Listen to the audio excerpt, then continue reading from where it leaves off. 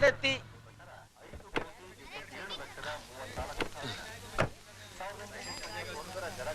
മെല്ലെ. എങ്ങോട്ടാ? കിഷൻജിയുടെ വീടല്ലേ? അതിന് ഇവിടെ വരെ മതി തന്റെ ഡ്രൈവിംഗ്. ഇതിനപ്പുറത്തോട്ട് ഞാൻ സ്വയം ഡ്രൈവ് ചെയ്ത് പൊയ്ക്കണം കേട്ടോ.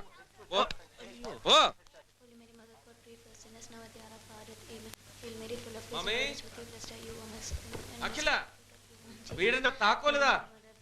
മമ്മി, അഖില, എന്താ കോപ്പേ? കയറി പോടാകത്ത്.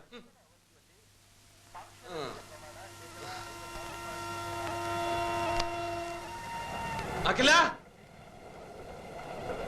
ചത്ത.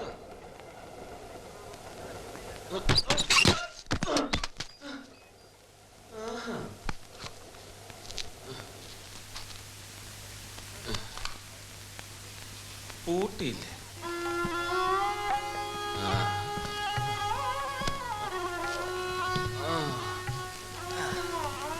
देखे जो हमें हम कुछ भी नहीं, देखे जो हमें हम कुछ भी नहीं, തുടങ്ങിയല്ലോ. हम कुछ भी नहीं, समझो तो दामन के भूल है हम. ഹലോ, ഒന്ന് നിർത്തണ്ടോ? ഇവിടെ മനുഷ്യന്മാർക്ക് കിടന്ന് ഉറങ്ങണം. നീ പോടി മരക്കഴുതയുടെ മോളെ. देखे जो हमें हम कुछ भी नहीं, देखे जो എന്തിനാടി വെറുതെ? നിനക്കിത് കേൾക്കാണ്ട് ഉറക്കം വരില്ലെന്നായോ ഇപ്പോ? समझो तो കർത്താവേ, ഇവന് നല്ലൊരു ശബ്ദമെങ്കിലും കൊടുക്കണേ.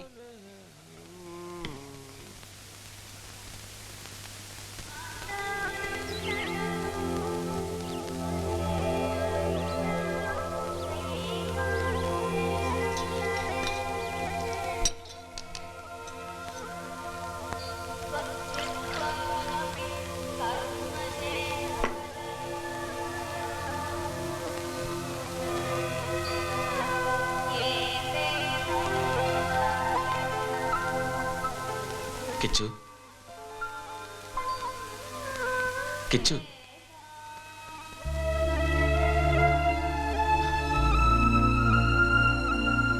ഇന്നലെ വൈകിട്ട് തന്നെ എത്തി.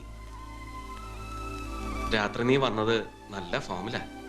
അപ്പൊ നിന്റെ മുന്നിൽ വരണ്ടാന്ന് തോന്നി. അതാ ഒന്ന് കാണണമെന്ന് കുറെ നാളായി വല്ലാണ്ട് തോന്നി. ചായ.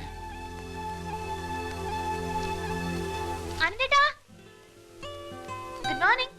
Good morning.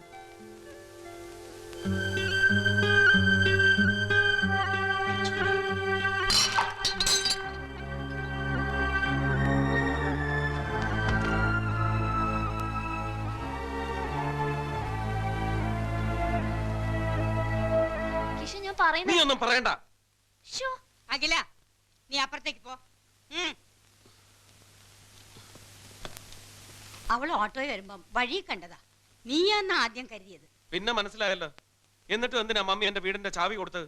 അന്യനൊന്നും അല്ലല്ലോ, നിന്റെ ബ്രദർ അല്ലേ? എനിക്ക് അവനെ കാണണ്ടെങ്കിലോ? ജീസസ്, നീ എന്തിനാ ഷൗട്ട് ചെയ്യുന്നത്? അവൻ ഇപ്പൊ ഇറങ്ങണം എന്റെ വീട്ടിൽ നിന്ന്. അത് കണ്ടവർക്കൊക്കെ കയറി കിടക്കാനുള്ളതല്ല. ഓ, എന്നാ നീ വീട് പൂട്ടിപ്പിക്കോ. Keep your keys with you. എന്തായി? ഭയങ്കര പൊട്ടലും ചീറ്റലുവാ. കുഴപ്പമില്ല, അത് മമ്മി ഹാൻഡിൽ ചെയ്തോടും. അവന്റെ ഈ ബേളൊന്നും മമ്മിയുടെ ദേഷ്യമില്ല. അനന്തകൃഷ്ണനെ പറഞ്ഞു വിടാൻ മമ്മി ഏതായാലും ഉദ്ദേശിക്കുന്നില്ല. അവൻ ഇവിടെ താമസിക്കും. അതിന് മമ്മിക്ക് നിന്റെ പെർമിഷൻ ഒന്നും ആവശ്യമില്ലല്ലോ.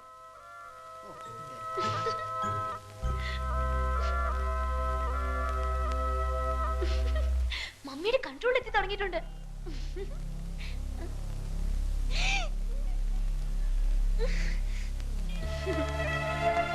ഇവിടെ സമാധാനം തരത്തില്ല എന്ന് തന്നെ ഒരുമ്പട്ട് ഇറങ്ങിയിരിക്ക.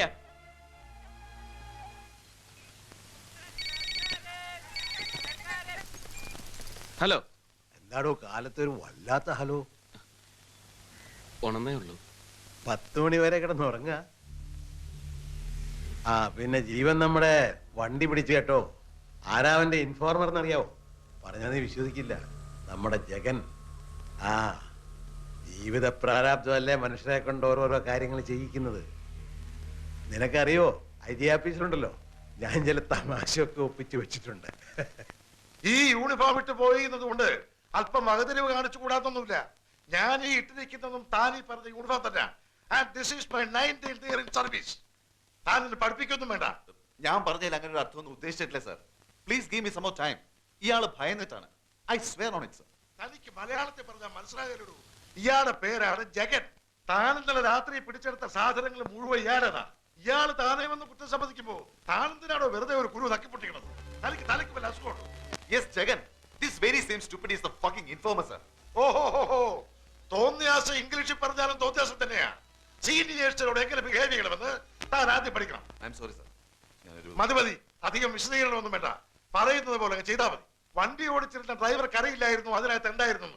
അയാളെ ഉടനെ റിലീസ് ചെയ്യുക. ജാമ്യമായി അഡ്വക്കേറ്റ് സുബ്രഹ്മണ്യം പോയിട്ട് സ്റ്റേഷനിൽ കാത്തു നിൽക്കുക. ദേ, ഈ പേപ്പറിൽ ഒപ്പിട്ടിട്ട് നേരെ അങ്ങോട്ടില്ലേ. എനിക്കിവിടെ വേറെ ജോലിയുണ്ട്.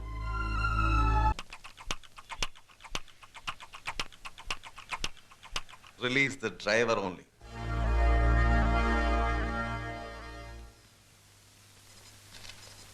ഇത് ഇങ്ങനെയൊക്കെ ആവും എനിക്കറിയാമായിരുന്നു സാർ. ഇതിലൊന്നും കുലുങ്ങുന്ന ആളുകളല്ല. വെറുതെ സാർ നമ്മള്. ഞാനും പ്രതീക്ഷയാടോ ഇങ്ങനെ എന്തെങ്കിലുമൊക്കെ. ഇതെന്താ സാർ? ഇവരുടെയൊക്കെ സ്വത്തുവകളുടെ ഡീറ്റെയിൽസ് വേണം. അവരുടെ ഭാര്യമാരുടെ മക്കളുടെ എല്ലാം detail report. Sir DIG? Yes, and it's top secret. Sir hello. Yes.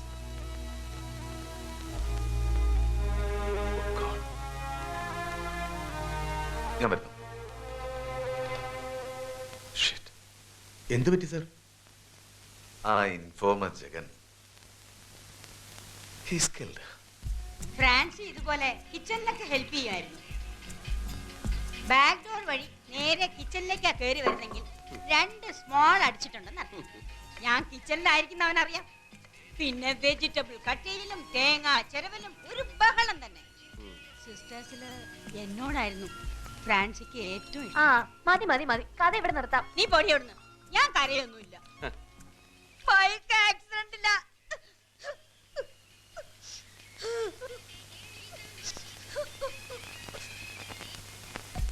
Sorry, ഞാനൊരു സൺഡേയുടെ മൂഡ് സ്പോയിൽ ചെയ്തു അല്ലേ? അനന്ത് ലഞ്ചിനുണ്ടല്ലോ. ഇന്ന് ചർച്ചിൽ പോണ്ടാന്ന് പറഞ്ഞപ്പോഴേ ഞാൻ വിചാരിച്ചതാ ഇന്ന് ലഞ്ചിന് പഴംപുരാണാവും വിളമ്പാന്ന്. ഫ്രാൻസി മരിക്കുമ്പോഴേ ഇവക്ക് 3 വയസ്സാ. ഇവക്ക് കണ്ട ഓർമ്മയൊന്നുമില്ല.